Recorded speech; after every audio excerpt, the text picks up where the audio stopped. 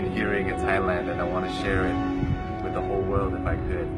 This is a story about the Buddha and the homeless man. One day there was a homeless man, and he's been trying to gather food, and he keeps noticing every day his food disappears. One day he caught the mouse that kept stealing his food, and he asked the mouse, "Why are you stealing from me?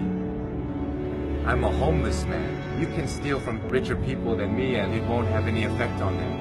The mouse then told the homeless man, "It's in your destiny that you can only have 8 items in your possession. No matter how much you beg, no matter how much you gather, this is all you'll be able to have." The homeless man was shocked and said, "Why is that my destiny?" And the mouse said, "I don't know. You should try and ask the Buddha."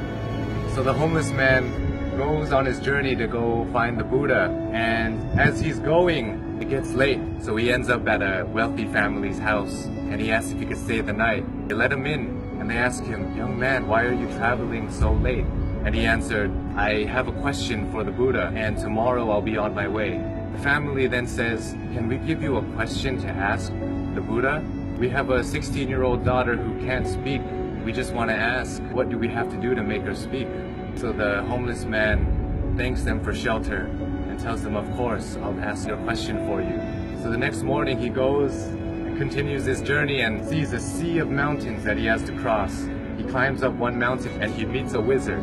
And the wizard decides to use his staff to take the young man and himself, fly them across the sea of mountains. And the wizard asks the young man, "Where are you going? Why are you deciding to cross these mountains?"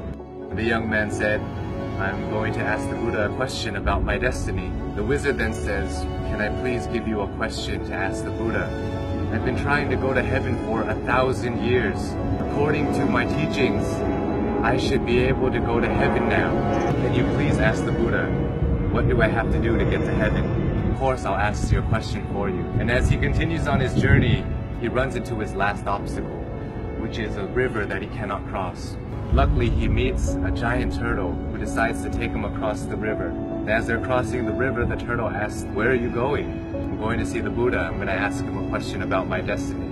The turtle then says, "Can you please ask a question for me too? I've been trying to become a dragon for 500 years.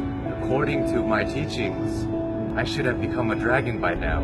Can you please ask the Buddha, what do I have to do to become a dragon?" So the young man thanks the turtle for taking him across the river and says, "Of course, I'll ask you a question for you." The homeless man finally meets the Buddha, and the Buddha tells everybody, "I will answer 3 questions for everybody here, but only 3 questions." And the young man is shocked. He has 4 questions to ask. So he thinks carefully. He thinks about the turtle. The turtle's been living for 500 years trying to become a dragon. The wizard has been living for 1,000 years trying to get to heaven. And that young girl is going to have to live her whole life being unable to speak. And then he looks at himself. He says, "I'm just a homeless beggar. I can just go back home and continue begging." So as he looks at everybody else's problems, his problem suddenly seems so small. So he feels sorry for the turtle, the wizard, and the young girl, and decides to ask all of their questions. So he asks the Buddha, and the Buddha answers. The turtle is unwilling to leave his shell.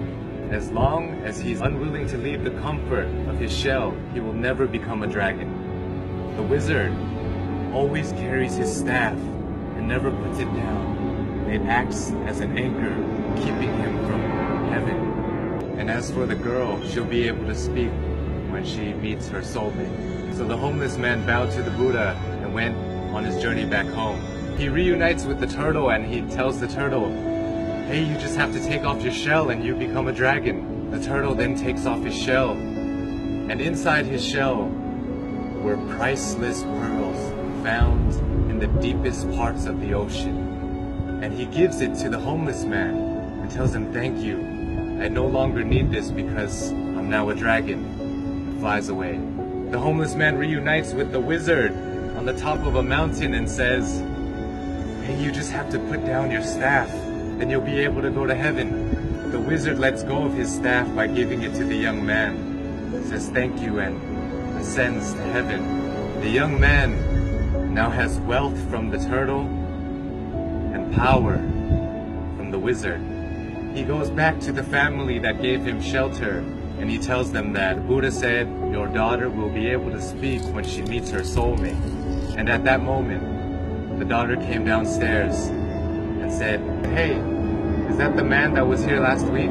The young girl and the once homeless man have found their soulmate. This story tells us so many things, so many lessons, but for me, I think that sometimes we have to give things in order to get some things. Sometimes if we want to become a dragon, we want to become a lion, we have to be willing to leave behind what makes us most comfortable, what makes us feel most safe.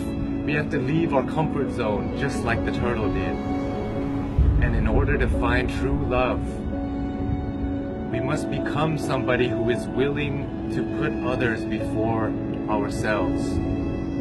When you're alone and when you're lost in your thoughts, sometimes your problems seem so big and it may seem like it's the end of the world, but if we look at other people's lives, other people who don't have as much opportunity as us and who have it worse than us, sometimes it makes our problems seem so much smaller. And if we're willing to lend a hand to those who are struggling more than us, willing to help them, it may change the course of your life, your destiny, and the universe may repay you in such a way that you never would have imagined.